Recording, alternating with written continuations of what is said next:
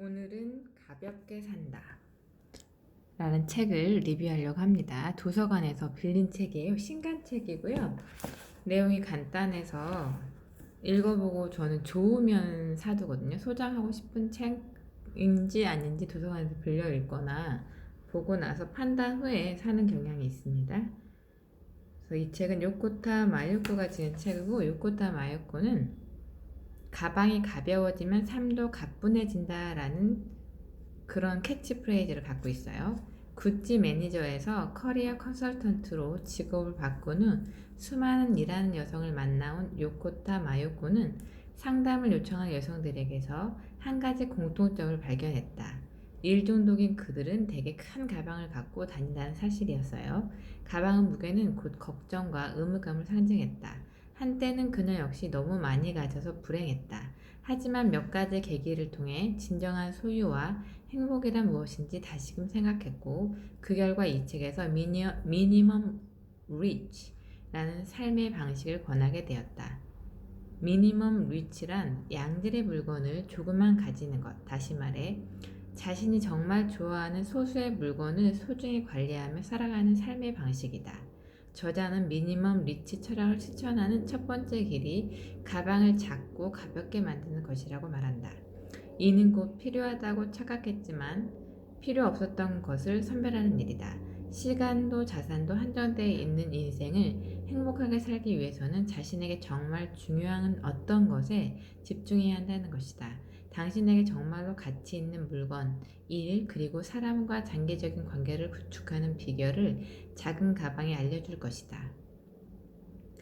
라고 요코타 마유코가 추구하는 미니멈 리치에 대해서 얘기하고 있습니다.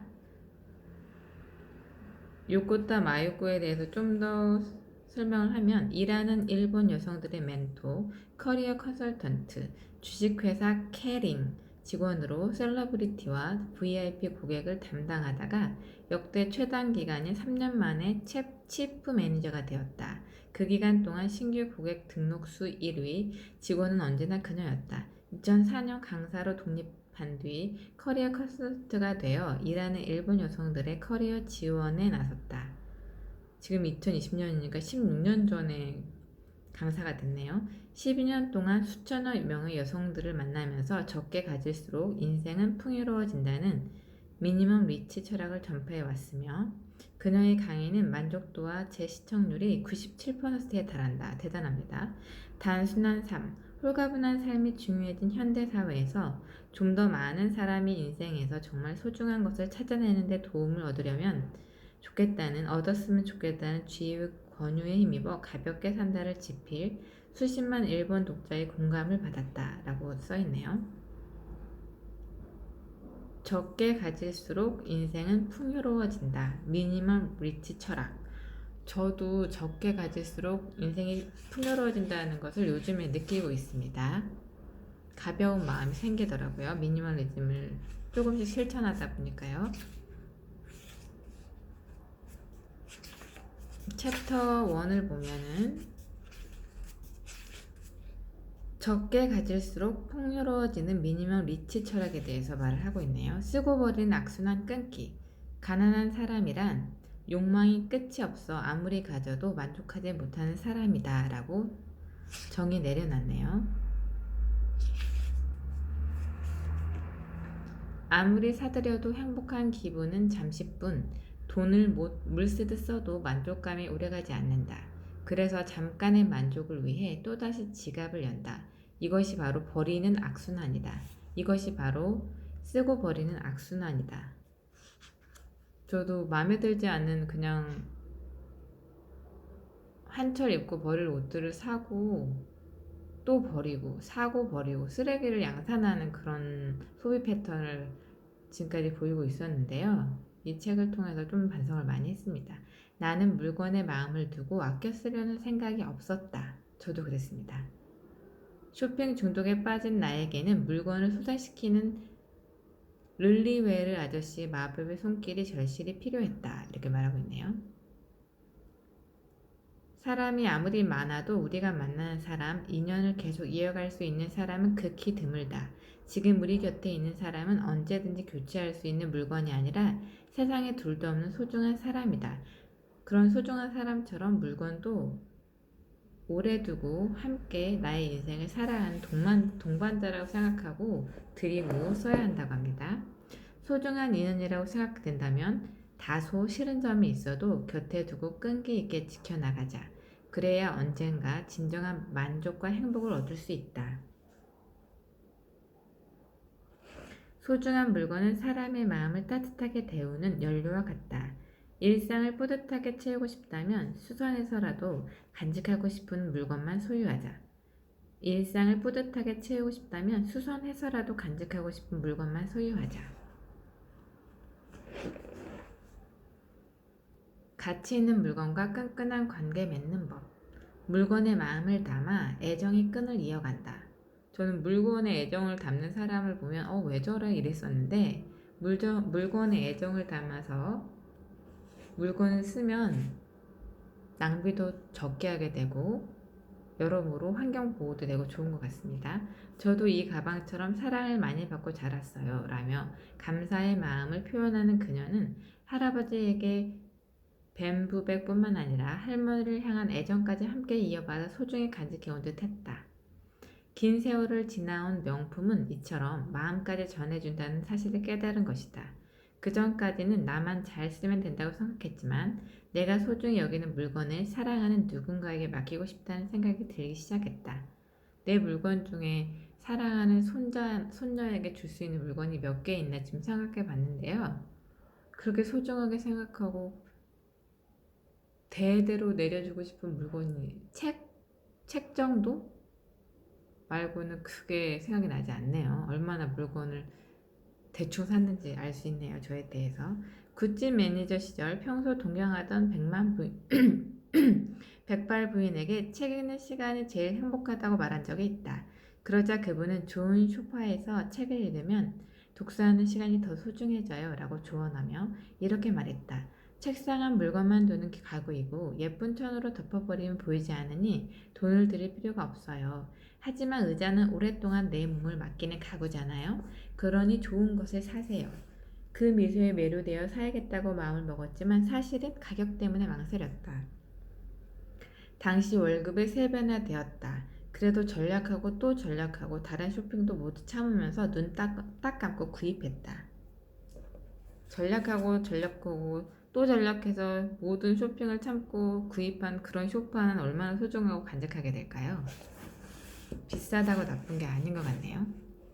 그러니 물건은 이것저것 많이 가질 필요가 없다. 극히 소수여도 좋으니 정말로 나 자신에게 가치 있는 것만 간직하자. 이것이 바로 내가 주장하는 미니멀 리치 철학이다. 물건과의 만남도 사람과의 만남과 같다. 관계를 지키고 키워나가야 인생이 풍요로워진다.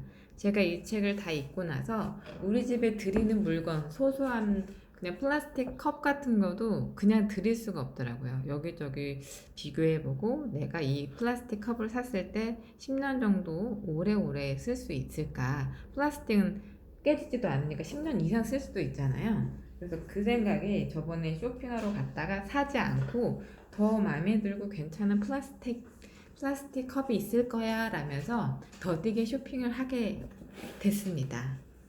이 책의 효과가 나는 거죠, 저에게서. 10만 원짜리 가방을 10개씩 쓰지 않는가? 충동 구매한 상품은 가격 대비 효율이 낮다. 충동적으로 산 물건은 사용기간이 짧아서 한 번 쓸 때마다 사용료를 낸다고 계산해보면 가격 대비 효율이 매우 낮다. 무의미한 소비인 것이다. 싸지만 마음에 들지 않아서 몇 번 안 된다고 하면 그게 결국은 비싸게 산 걸 수 있다는 얘기예요. 비싸게 주고 산 옷이거나 신발인데 그걸 매일매일 신는다고 생각하면 너무 마음에 들어서요. 그러면 감가상각 그 가격 대비 효율이 매우 높아져서 더 좋다는 얘기를 하고 있습니다. 정말 갖고 싶으면 100만 원짜리 가방을 샀다면 지금도 정말 갖고 싶었던 100만 원짜리 가방을 샀다면 지금도 요긴하게 쓰고 있을 텐데 라는 생각이 들어 허탈해졌다. 길거리 가다가 막 1,000원, 2,000원짜리 백을 막 사잖아요. 그 천가방 얘기하는 건데 그런 것도 마음에 안 들어서 금방금방 바꾸는데 메이커로 좀 예쁜 걸로 사면 오래 쓸 수 있을 것 같습니다. 오래 쓸 수 있는 물건. 오래 아끼고 싶은 물건은 쉽게 얻을 수 없다. 그러나 일단 얻은 후에는 관리하고 수선하며 긴 시간 관계를 유지할 수 있다. 인간하고만 관계를 유지하는 게 아니라 물건과도 관계를 이어간다. 이런 맥락으로 생각하시면 됩니다. 적당히 타협해서 별로 마음에 들지 않은 물건을 사더라도 장기적으로 보면 100만 원을 낭비하는 셈이다. 물건을 쓰고 버리는 것이 습관이 되면 돈도 그렇게 써버리게 된다. 하지만 그러고 나면 진심으로 갖고 싶은 물건을 발견하더라도 이미 100만 원을 써버린 뒤라 살 수 없다는 사실을 기억하라. 그쵸. 평소 충동적으로 필요 없거나 그닥 마음에 들지 않아도 물건들을 사버리면 진짜 내가 원하고 오래오래 갖고 싶은 물건을 살 수 없게 되죠. 돈이 없기 때문에. 있어도 그만, 없어도 그만인 물건은 사지 않는다. 다른 소비를 줄여서라도 갖고 싶은 물건을 소유해야만 산뜻하고 풍요롭게 살 수 있다. 다른 소비를 줄여서라도 갖고 싶은 물건을 소유해야만 산뜻하고 풍요롭게 살 수 있다. 명심하겠습니다. 쇼핑하러 갈 때 화장을 해야 하는 이유. 사기 전에 판단하는 안목을 기른다. 쇼핑을 하러 갈 때 화장을 하고 가지 않으면 그 옷을 입었을 때 이게 진짜 나에게 어울리는지 그렇지 않은지 알 수가 없어서 어울리지 않는 물건을 사오게 되는 경향이 있기 때문에 쇼핑을 하러 갈 때는 최대한 이쁘게 꾸미고 가야 된다고 합니다. 화장도 하고요. 맨 얼굴에 입을 만한 편한 옷을 사려는 게 아니라면 반드시 화장을 하고 머리를 정돈한 뒤 쇼핑에 나가는 것이 좋다. 정말로 갖고 싶은 인기 상품이나 인기 사이즈는 세일 때까지 남아있는 법이 없다. 게다가 싸니까 일단 사자 싶은 상품은 사실 있어도 되고 없어도 되는 것이다. 세일 때 사야 할 것은 단 3가지 뿐이다. 전부터 갖고 싶어서 지켜본 상품, 비싸서 사지 못한 상품, 스타킹, 속옷 등 소모품. 내 친구 중 한 명은 세일 때 쇼핑을 하지 않는다. 존경스러울 만큼 멋쟁이지만 정말로 갖고 싶은 것이 아니면 사지 않는다. 정말로 갖고 싶은 인기 상품이나 인기 사이즈는 쇼핑 때 팔지 않는다. 인기 상품은 할인 매장에 나오지가 않겠죠. 다 팔려서. 좋지도 나쁘지도 않은 것을 굳이 사서 집에 모셔두며 귀중한 공간을 낭비할 필요가 없다. 또 세일은 첫날이 가장 중요하므로 첫날에 못 갔다면 그냥 포기하는 것이 현명하다. 이틀째만 되어도 물건이 적고 특가 상품도 다 팔리고 없다. 그래도 일단 가면 모처럼 왔으니 뭔가 사야 한다는 불안에 쫓겨 그다지 갖고 싶지 않은 물건을 사게 된다. 딱 맞는 말이네요. 이번에 세일, 제가 잘 입는 상품의 세일 기간이 첫날이 지나고 그 다음 날에 갔더니 제 사이즈는 다 빠졌더라고요. 그래서 못 사고 돌아왔습니다. 세일 때 사지 말아야 할 품목은 다음과 같다. 첫 번째, 계절이 바뀌어야 입을 수 있는 상품. 2월 상품 사지 말란 얘기죠. 왜냐면 유행이 바뀌어서 사둬봤자 다음 해에 입기도 그렇다는 얘기입니다. 두 번째, 럭키백. 무엇이 들어있는지 모르면 사지 말자. 그 안에는 필요 없는 물건이 태반이다. 럭키백이 있나봐요, 일본에는. 세 번째, 사이즈가 맞지 않는 상품. 가격이 싸다는 이유로 사이즈 안 맞는 거 사면 안 되겠죠. 정말로 갖고 싶은 것만 구입하는 습관을 들이면 취향이 분명해지고 소중한 물건에 애정을 쏟을 만한 여유도 생긴다. 물건을 일단 사고 나면 신경도 쓰이고 관리하는데 비용과 공간이 든다. 진짜 공간이 많이 들더라고요. 비용도 비용이지만 그만한 에너지를 소모할 가치가 있는지 사기 전에 판단하는 안목을 기르자. 세일 때는 전부터 갖고 싶어서 지켜본 상품, 비싸서 사지 못한 상품, 스타킹, 속옷 등 소모품만 산다. 잊지 맙시다. 일단 브랜드 옷을 입어본다. 싸고 좋은 상품을 찾아내기 위해 몸에 맞는 감각을 찾는다.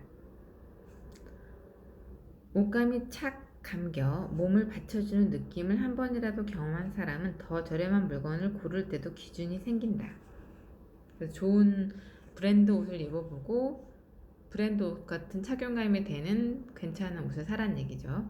중요한 부분만 파악해 판단하는 데 익숙해지면 산다. 사지 않는다를 결정하는 데 1분도 걸리지 않는다. 쇼핑 고수는 도무지 그 가격으로는 보이지 않는다라고 생각될 만한 물건을 잘도 찾아낸다. 이미 고급 의료의 착용감, 촉감, 윤곽선, 봉제 상태들을 아는 덕분이다. 옷을 살 때는 좋은 브랜드 제품을 많이 입어보고 내 몸에 맞는 옷의 기준을 세운다. 어깨가 잘 맞는지 보고, 상의는요, 주름이 지지 않는지 옷을 보고, 사이즈가 너무 크지 않은지 체크하고, 통과 길이가 잘 조화되어 있는지도 보라네요. 통과 길이. 가장 비싼 것과 가장 싼 것을 체험하자. 경험의 폭을 넓히면 안목을 기를 수 있다. 그렇죠. 쇼핑에는 안목이 중요한 것 같아요. 고객은 그 분야에서 가장 비싼 것과 가장 싼 것을 체험해 보아야 한다.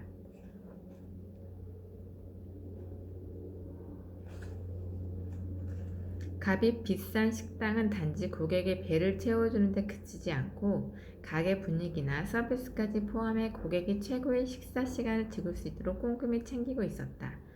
비싼 옷도 입어봐야 되고 고급 레스토랑도 가보고 싼 레스토랑도 가보라는 얘기죠.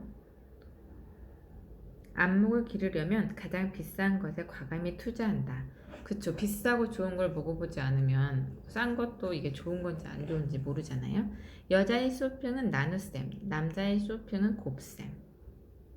사용 횟수와 사용 장면을 상상한다. 이거를 샀을 때 내가 이걸 얼마나 자주 입을지, 어디를 입고 다닐지를 상상하는 얘기죠. 아무리 좋은 신발이라도 1년에 한 번밖에 신지 않는다면 사지 않는 편이 현명하다. 그러나 일주일에 3일이나 신을 예정이라면 다소 비싸더라도 품질이 좋은 상품을 과감히 구입하는 것이 좋다. 그래야 오랫동안 자주 신을 수 있어서 비용 대비 효용이 높다. 비용 대비 효용이 높은 소비를 해야 되겠네요. 비용이 비싸지만 효율적, 여러 번 많이 신을 수 있는, 입을 수 있는 옷을 사라는 얘기죠. 물건을 사기 전엔 3가지 질문을 잊지 않도록 한다. 이걸 사면 올해 몇 번 신을 수 있을까? 어떤 계절에 쓸 수 있을까? 사람들에게 어떤 인상을 줄까? 그리고 이 질문들의 합격점을 얻은 것만 구매한다. 좋은 질문이네요. 가격 대비 효용은 얼마나 자주 쓰는지, 어떤 상황에서 쓸 수 있는지를 기준으로 판단한다.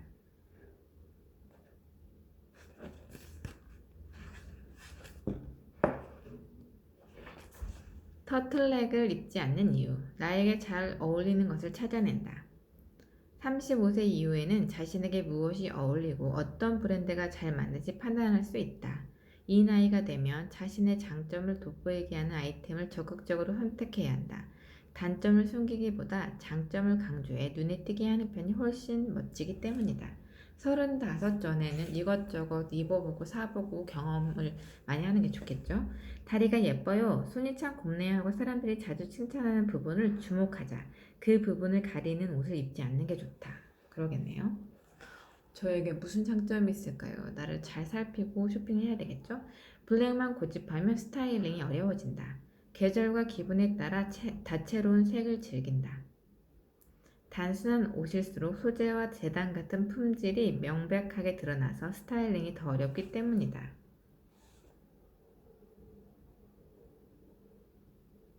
놈코어 제품이 은근히 스타일링이 어렵다는 얘기를 하고 있네요. 놈코어 제품 먼저 아시죠? 단순한 제품. 옷차림을 비롯한 사물의 형식에는 사람의 기준을 좌우한 힘이 있다. 기분을 좌우하기 때문에 옷을 자기가 마음에 드는 편안한 옷을 입는 게 좋겠죠. 기분 좋아지면 어떻게 되죠? 제 기분이 좋아지면 하루에 기분이 좋아지고 그래서 자신감이 생기고 좋은 일이 많이 일어난다고 하죠. 만약 옷장 속에 어두운 색 옷이 많다면 스카프나 가방, 액세서리 등 소품부터 화려한 색으로 바꿔보자.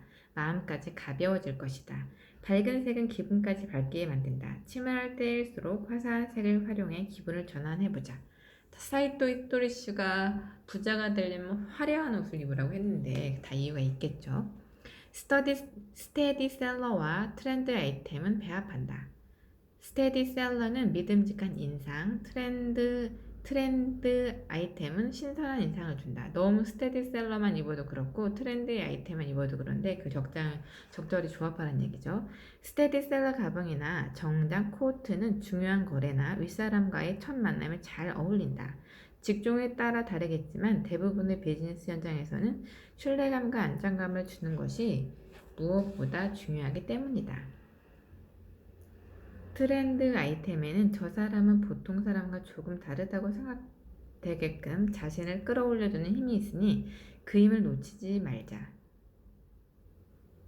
트렌드한 아이템도 같이 병행해서 입어야 된다는 얘기죠. 활기가 필요할 때, 기분을 전환하고 싶을 때, 이미지를 바꿔보고 싶을 때는 스테디셀러뿐만 아니라 트렌드 아이템도 잘 활용해보자. 스테디셀러가 지겨워졌다면 트렌드 아이템을 구입해보자. 제철 식품이 몸에 좋듯 유행은 기분을 끌어올려준다. 그러네요. 기분을 끌어올려주는 그런 게 있죠. 언제나 같은 옷을 입는 듯 보이는 사람. 고유한 스타일에 맞춰 물건을 고르는 것이 진짜 멋. 자기만의 스타일이 있다는 거죠. 자신의 눈에 멋져 보이는 나이도 많고 경험도 많은 점원의 도움을 받으라고 조언하겠다. 어떤 것을 할지 모르겠으면 그렇게 하라는 얘기죠. 같은 옷을 여러 번 입는 것은 패션에 신경을 쓰지 않는다는 증거가 아니라 세련된 사람이라는 증거다. 이렇게 말했네요. 스티브 잡스나 또 아인슈타인 같은 사람은 같은 옷을 반복해서 입잖아요. 패션에 신경을 쓰는 게 아니라 세련된 사람이라고 합니다. 이미 자기가 어떤 옷이 제일 어울리는지 파악했다는 얘기잖아요. 그것도 단 한 벌로. 그러네요. 세련된 사람이 맞네요. 자신을 파악한 사람이었네요. 자신이 지향하는 이미지를 잘 표현할 상품을 고르는 일은 스스로를 재점검하는 작업도 된다. 당신도 반드시 나만의 기본 스타일을 찾아보기 바란다. 나만의 기본 스타일은 저는 편한 원피스가 될 것 같네요. 진짜 멋이란 자신의 고유한 스타일에 맞게 물건을 고르는 능력이다. 당신만의 세트를 만들 수 있는가? 먼저 자신의 취향을 파악할 것. 취향이 중요하겠죠. 어떤 취향인지. 지금 유행한다고 어울리지 않는 옷을 막 입고 이것도 안 되겠고. 내가 먹고 싶은 걸 스스로 주문하는 능력 정도는 있어야겠다는 생각이 들었다. 좋은 레스토랑 갔을 때 선배가 막 음식을 고르는데 저도 똑같은 걸 줘서 했는데 알고 봤더니 자기 취향이 전혀 아닌 거예요. 그래서 내가 먹고 싶은 걸 스스로 주문하는 능력 정도는 있어야겠다. 그래야 매력적인 사람이겠다라고 생각했다고 합니다. 맞춤 주문을 할 줄 아는 사람은 자기 자신을 잘 아는 사람이다. 따라서 남의 의견에 휘둘리지 않고 전 이걸로 할게요 라고 분명하게 결정할 수 있으면 매력적이고 멋지다. 그러기 위해서는 다양한 것을 보고 체험하며 자신에게 중요한 것, 자신이 좋아하는 것을 찾아내야 한다. 맞춤 주문식 레스토랑에 나를 데려갔던 선배는 호기심이 왕성한 사람이라 만날 때마다 무언가 새로운 것에 도전했던 이야기를 들려주어서 나도 큰 자극이 되었다. 그 선배 덕분에 스스로 선택하는 능력을 기르려면 다양한 정보와 경험을 받아들이기 위해 적극적으로 행동해야 한다는 사실을 깨달을 수 있었다. 경험하지 않고는 자기 스타일을 알 수 없다는 얘기죠. 결단력을 기르려면 다양한 분야의 호기심을 가지고 적극적으로 배우자. 나에게 중요한 것, 좋아하는 것을 찾아야 결정도 분명해진다. 정장은 아울렛에서 사는 게 좋다고 합니다. 왜냐면 그 스타일에 많이 변하지 않으니까요. 달리기용 신발은 SPA 브랜드에서 산다. 챕터 2. 챕터 2는 다음에 같이 하겠습니다. 지금 챕터 1에서는 나를 알고 또 물건을 소중하게 생각하려면 자기가 진짜 마음에 드는 물건이 비싸더라도 마음에 드는 물건을 사서 소중하게 여러 번 사용하는 것이 좋다는 얘기죠. 물건이 많은 것보다는 작은 물건들로 오랫동안 옆에 두고 쓸 수 있는 미니멀 리치 인생을 지향하고 있습니다.